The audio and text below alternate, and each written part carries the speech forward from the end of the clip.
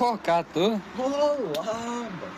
Ką tu čia veiki? Žiūrėk, seni, ką vakar užsikėliau, žiūrėk, navaja. O, papeilis. Įsivaizduoji? Nu, Šiandien, manau, vėl mestis. vėl mesis? Vėl mesis kokią 20 eurų bandys užsikelt. Nu, Kaip manai? Vis tiek 50-50, arba laimiu, arba nelaimiu. nežinau, žinok, netaip veikia matematika, žinok. Gal kažką girdėjau, kad ten tos matematikos nėra, laimi arba pralaimi. Ne, pagal tokią logiką tai ir loteriją laimėt būtų pem ant pem. Arba laimi, arba ne. A, Šioje formulėje N yra visi įmanomi variantai, kurie aplamai yra tame žaidime. O M yra variantai, kuriuose tu laimi arba išeini į pliusą. Jei pusė langelių laimi, o pusė pralaimi, tai ir gaunasi pusė ant pusės. Tik, davai žaidžiam žaidimą. Metam monetą. Jei iškris herbas, aš tau duodu eurą. Jei skaičius, tu man duodi 2 eurus. Variantai 2. 2 šansai laimėti. Pem ant pem. Žaisi? Ne, nu tu durnas, čiagi nesąmonė, tu mane apšvarinsi taip darydamas. Tai va, čia ir yra matematika. Tie visi puslapiai daro lygiai tą patį, tik viską gražiai nuspalvina, kad tu nepastebėtum. Jie padaro taip, kad tu praloštum daugiau, nei gali laimėti. Tai tipo mano tie 20 eurų iškart sudegė. Nu bet vis tiek būna, kad žmonės laimi.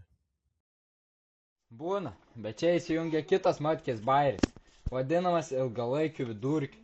Žiūrėk į šitą grafiką. Jei sužaisi vieną kartą, gal netyčia tie 5 procentai ir paeis. Čia visiška sėkmė. Bet jei prasuksi tą ratą 50 ar 100 kartų, matematika tave pasivys. Algoritmas sureguliuotas taip, kad kuo ilgiau žaidi, tuo labiau eini į garantuotą minusą. Sistema matematiškai sukurta tam, kad tu pralaimėtum. Žiūrėk, kaip tai veikia su tavo CSGO dėžėmis. Pagal tikimybių formulę tavo šansas gauti peilį yra tragiškas. Jei dėžėje yra 1000 variantų, o geras peilis tik vienas, tavo laimėjimo tikimybė yra arti 0. Nu bet internete mačiau, kaip vienas čiuvas ištraukė peilį iš pirmo sukimo. Tai gali pasisekti ir man. Vieną kartą gali nuskilti, bet čia įsijungia aritmetinis vidurkis. Paskaičiuokim. Sakykim, tu išleidai 200 eurų ir atidarei 50 dėžių. Tai reiškia, kad vienos dėžės atidarimas su raktu tau vidutiniškai kainavo 4 eurus. Bet dažniausiai iškrenta tie pigūs mėlyni ginklai, kurie verti vos kelių centų.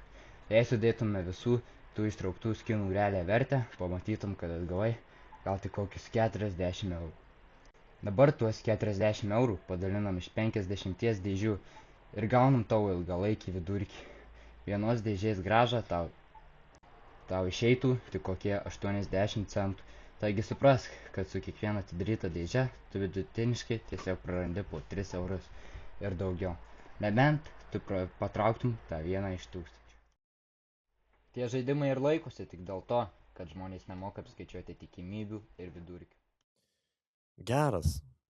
Kaip taip sudėlioju skaičius, viskas aiškiau. Faktas! Pasilik pinigus. Formulės paliekam kontroliniam, o dabar varom paimti kebabų. Bent jau ten aritmetinis vidurkis bus tavo naudai. Visiškas sotumas.